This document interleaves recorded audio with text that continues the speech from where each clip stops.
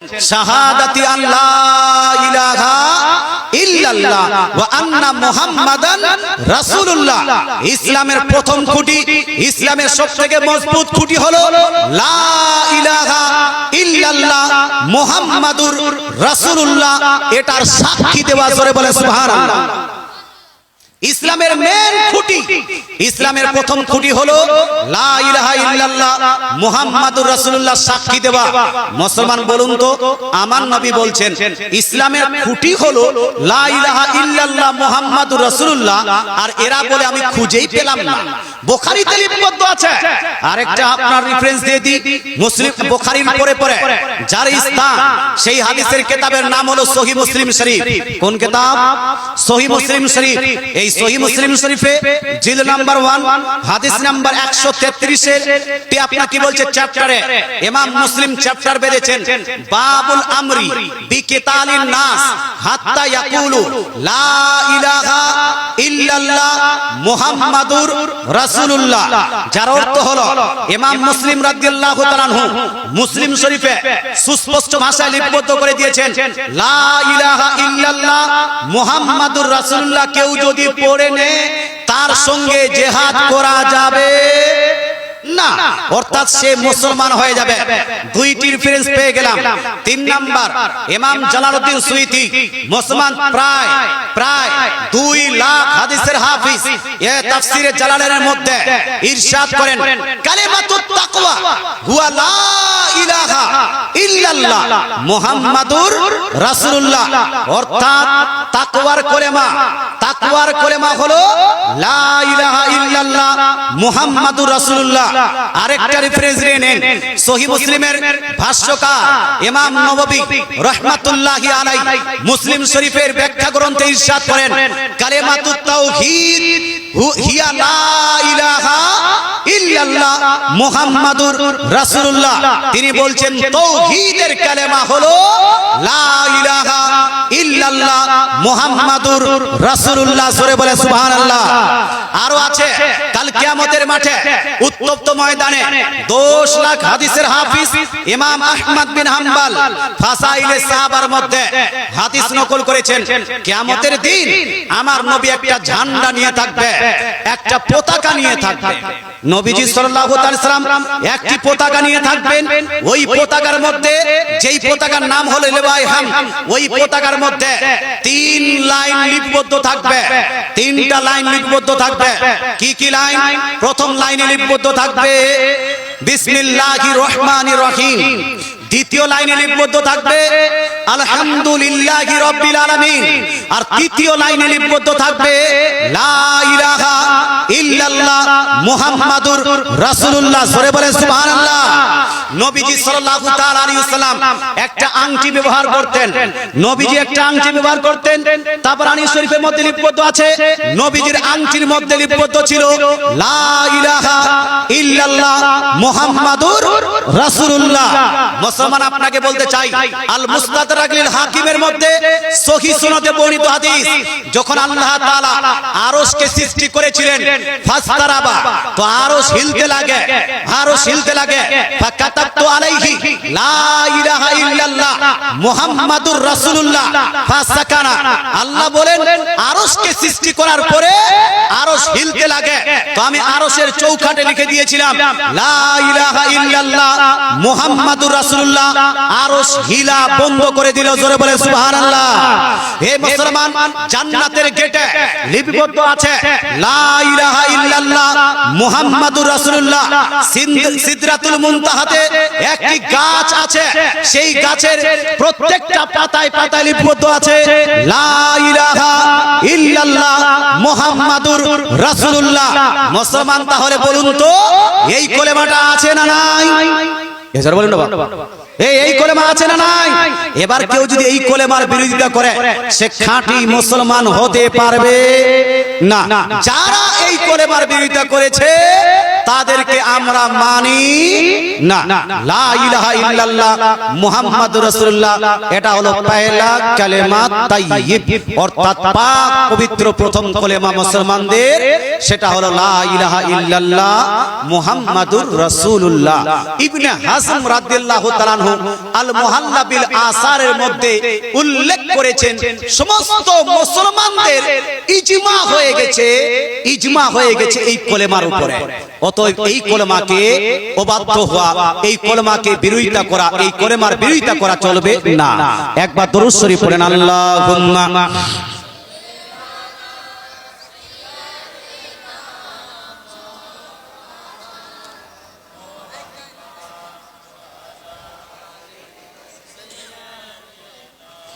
ওয়া আলা আলি সাইয়্যিদিনা মাওলানা মুহাম্মদ সাল্লু আলা মুহাম্মাদিন সাল্লু আলা মুহাম্মদ হরদম জুবা সারি কালু পাক নামে মুহাম্মদ আল্লাহ সবা से কালু পাক নামে মুহাম্মদ।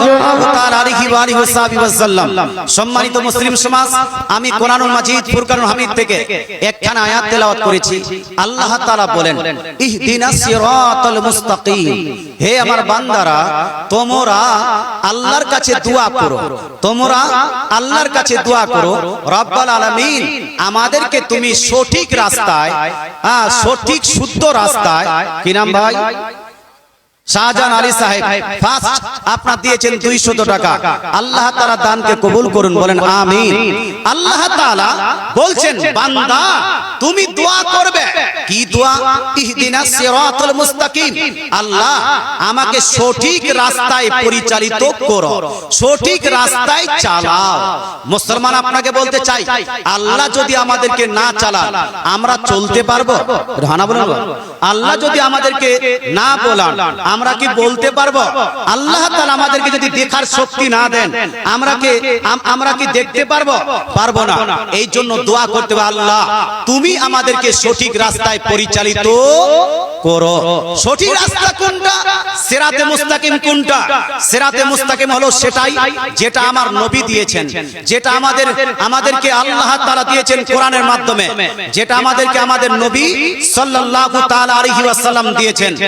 আজ আমি কিছুক্ষণের মধ্যে আপনার পরিবারকে নিয়ে কিছুক্ষণ আলোচনা করব, আধা ঘন্টা পরে বক্তা চলে আসবে।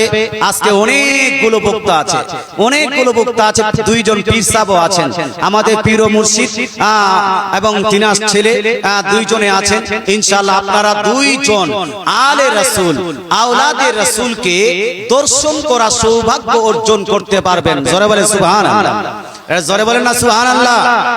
আলে রাসূল, আওলাদে রাসূল, খানদানে রাসূল সাল্লাল্লাহু আলাইহি ওয়াসাল্লামকে দর্শন করা নেকি না গুনাহ? নেকির কাজ। দর্শন করবেন, তাদের নসিহতগুলো মানবেন।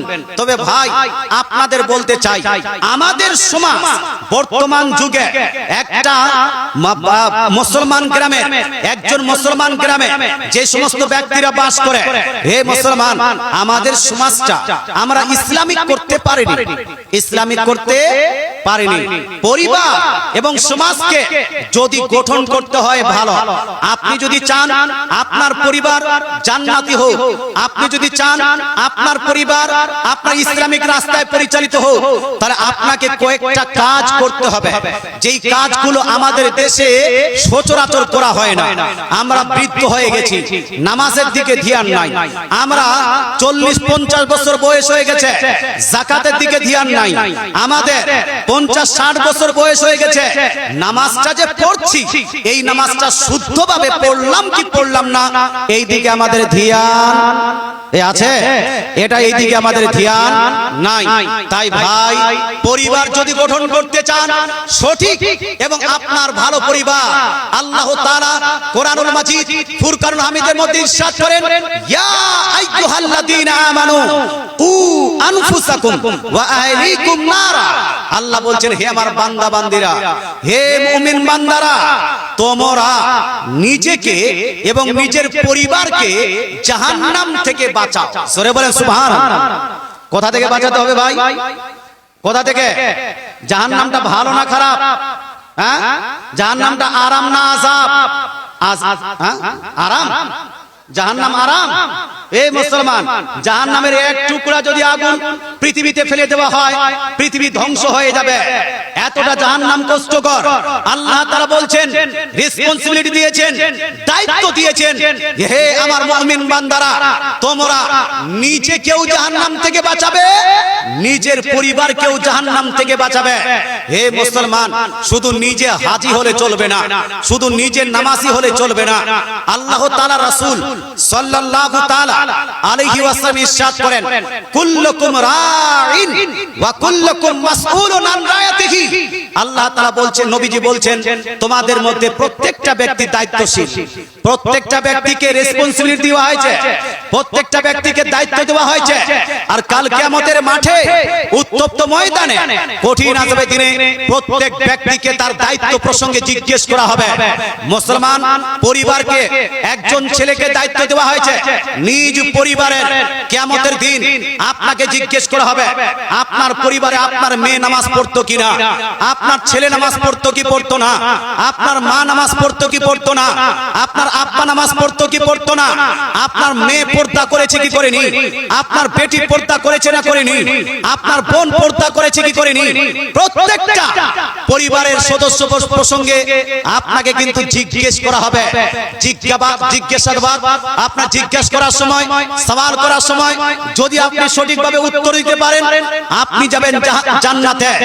আর যদি আপনি নিজেকে তো নামাজি বানিয়ে দিয়েছেন, কিন্তু নিজের বেটিকে বানাননি, নিজেকে যদি আপনি নামাজি হাজী গাজী বানিয়ে দিয়েছেন, কিন্তু আপনার পরিবারকে বানাতে পারেননি, তাহলে আপনার পরিবারের কারণে আপনাকে জাহান্নামে নিক্ষেপ করা হবে।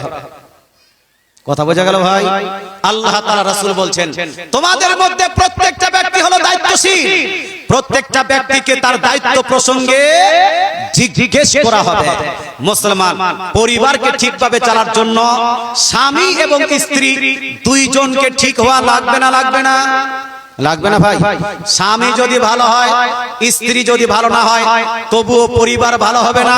আর স্ত্রী যদি ভালো হয়, স্বামী যদি ভালো না হয়, তবুও পরিবার ভালো হবে না। একবার আর দরুদ শরীফ পড়েন তো, আল্লাহুম্মা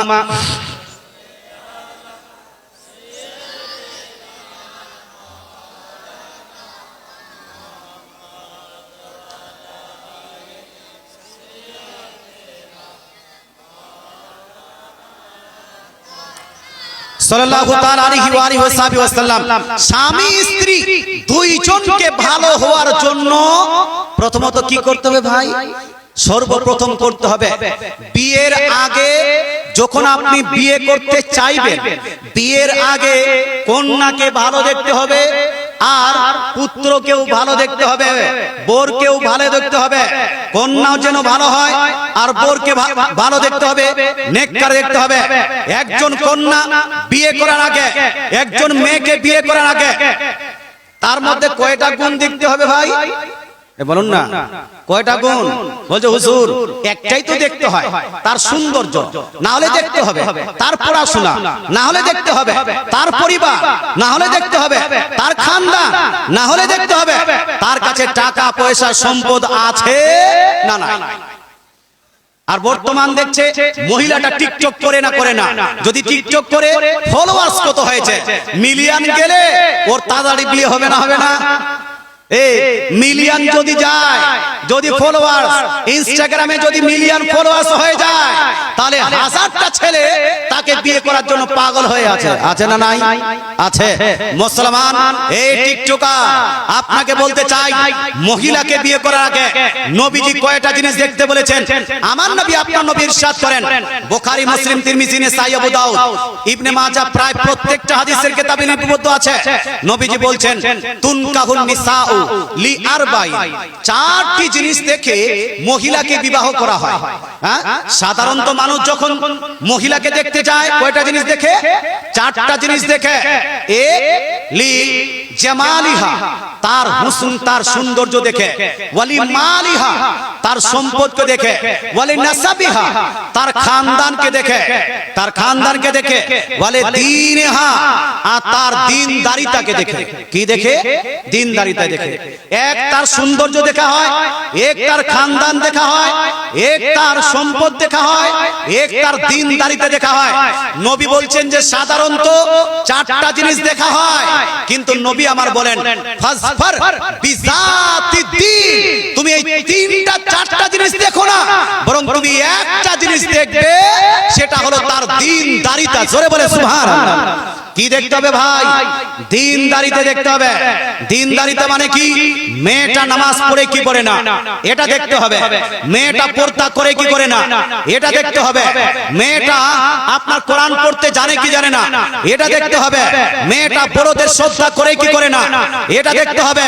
মেয়েটার মধ্যে ইসলামিক জ্ঞান আছে কি নাই, ইসলামিক ক্যারেক্টার চরিত্র ব্যবহার আছে কি নাই, এটা দেখতে হবে। কোন মহিলা যদি মাথার কাপড় উদাম করে রাস্তায় চলে, এই মহিলা বিয়ের যোগ্য পাত্রী হতে পারে? পারে না। কোন মহিলা যদি টাইট ফিটিং কাপড় পরে চলে, এই মহিলা বিয়ের যোগ্য পাত্রী হতে পারে না। কোন মহিলা যদি নামাজ না পড়ে, এই মহিলা বিয়ের যোগ্য পাত্রী হতে পারে না। পরিবারকে যদি সঠিক গঠন করতে হয়, প্রথমত মেয়েটাকে দেখতে হবে মেয়ে দিনদার আছে কি নাই। আচ্ছা, মেয়েটাকে দেখতে হবে দিনদার। ছেলেটা কি হবে? শরাবি। ছেলেটা কি হবে? জুয়ারু। ছেলেটা কি হবে? লটারি কাটনে वाला, জুয়া খেলনে वाला, সুদ খানে वाला। আমাদের এলাকায় সুদ চলে না? চলে না? এই জোরে বলেন বাবা। সুদ আছে কি নাই? ঘুষ আছে কি নাই? লটারি আছে কি নাই? জুয়া আছে কি নাই? ইসলামের দৃষ্টিকোণ থেকে জুয়া খেলা এটা হালাল না হারাম ভাই? এটা হলো হারাম। কতটা হারাম? কুকুরের মাংস মুসলমানদের জন্য যেভাবে হারাম, শুকরের মাংস মুসলমানদের জন্য যেভাবে হারাম, তার থেকে বেশি হারাম হলো এই আপনার জুয়া খেলাটা। তার থেকে বেশি হারাম হলো এই লটারি কাটাটা। অতএব ভাই, একজন পুরুষ কোনদিন লটারি কাটতে পারে? আপনার দিকে লটারি থাকে না? কাটে না? 500 টাকা ইনকাম করেছে, 300 টাকা লটারিতে শেষ, 200 টাকা এনে স্ত্রীর হাতে দিয়েছে। তুই ঝাঁটা বারণ খাবে না? খাবে না? মুসলমান পরিবার চালাতে পারে না, আর লটারি কাটতে কাটতে কাটতে কাটতে টাকা পয়সা সব শেষ। এ মুসলমান, আল্লাহ তাআলা আপনাকে হাত দিয়েছে, আপনাকে পা দিয়েছে, ব্রেন বুদ্ধি দিয়েছে। নিজের হাত দিয়ে নিজের পা দিয়ে ইনকাম করুন। লটারি কাটা চলবে? লটারি কাটা চলবে? লটারিটা হলো শুকরের গোশত খাওয়ার মতো হারাম। তদ্রুপ সুদের ব্যবসা চলবে না। আপনাদের দেশে সুদের ব্যবসা মেয়েরাও করে, ছেলেরাও করে। আপনাদের দেশে স্ট্যান্ডার্ড সুদের ব্যবসা, একটা করে ছোট ছোট ব্যাংক খুলে নিয়েছে, মিনি ব্যাংক। ওটা রিজার্ভ ব্যাংক নয়, নিজেরই একটা ছোট অফিস খুলে ওখান থেকে মানুষকে লোন দিচ্ছে, আর ওই লোনের সুদ খাচ্ছে। আছে না নাই? এই আছে না নাই? আপনার এই হেমতাবাদ এলাকায় এই আপনার বিষয়টা দেখা গিয়েছে। মুসলমান আপনাকে বলতে চাই, আপনি ছোট ব্যাংক খুলে সুদ খান। আপনি যেন ওই মেয়েরা গ্রুপবাজি করে সুদ খান, অথবা ডাইরেক্ট কাউকে টাকা দিয়ে সুদ খান, সুদ প্রত্যেকটা হারাম হবে না হালাল? আপনারা মনে হয় এখনই আসমান থেকে নাজিল হয়েছেন, পাক পবিত্র হয়। হ্যাঁ, এই সুদ হারাম না হালাল? হারাম। মেয়েদের গ্রুপবাজি করে সুদ খাওয়া চলবে? এই চলবে না। কাউকে টাকা দিয়ে বেশি টাকা নিয়ে সুদ খাওয়া চলবে না। ছোট ছোট ব্যাংকের নামে ছোট ছোট আপনার ব্রাঞ্চ খুলে আপনি মানুষের কাছে সুদ খেতে পারবেন না। সুদ খেলে বিশাল বড় গুনাহ। কতটা গুনাহ? আল্লাহ তাআলা রাসূল সাল্লাল্লাহু তাআলা আলাইহি ওয়াসাল্লাম ইরশাদ করেন, হাদিসটি সুনান ইবনে মাজার মধ্যে হাদিস। নবীজি বলছেন, আর রিবা সাবউনা হুবা ওয়া আইসারুহা আইয়ানকিহার রাজুলু উম্মাহু। নবীজি বলছেন, একবার কেউ যদি সুদ খায়, একবার কেউ যদি সুদ খায় 70 বার নিজ মায়ের সঙ্গে সেনা করলে, 70 বার নিজ মায়ের সঙ্গে সেনা করলে, 70 বার নিজ মায়ের সঙ্গে সেনা করলে যতটা গুনাহ হয় না তার থেকে বেশি গুনাহ একবার সুদ খেলে হয়। জোরে বলেন নাউজুবিল্লাহ। মুসলমান যদি কোনো প্রকৃত মুসলমান হয়ে থাকে, যদি নিজের মাকে রেসপেক্ট করে, যদি মাকে সম্মান রাখতে চায়, সেই ব্যক্তি কোনোদিন সুদের দিকে যেতে পারবে? সুদের দিকে যেতে পারে না। ও তো এই সুদটাকে বন্ধ করতে হবে, লটারি কাটাকে বন্ধ করতে হবে। হবে না? হবে না? লটারি বন্ধ হবে না? হবে না? যারা যারা বলছেন লটারি বন্ধ হবে হুজুর, তারা একটু হাত তুলে বলুন তো ইয়া রাসূলুল্লাহ।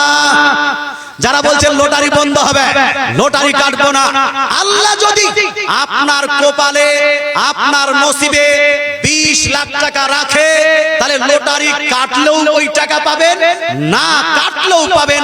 আপনি যখন মায়ের গর্ভে ছিলেন, যখন মায়ের গর্ভে 40 দিন আপনার অতিবাহিত হয়ে গেছে, তখনই আপনার কপালে, আপনার নসিবে লিপিবদ্ধ করে দেওয়া হয়েছে আপনি সারা জীবন কতটা টাকা ইনকাম করবেন। হালাল পন্থায় গেলেও ওই টাকাটা ইনকাম করবেন, হারাম পন্থাও গেলেও ওই টাকাটা ইনকাম করবেন।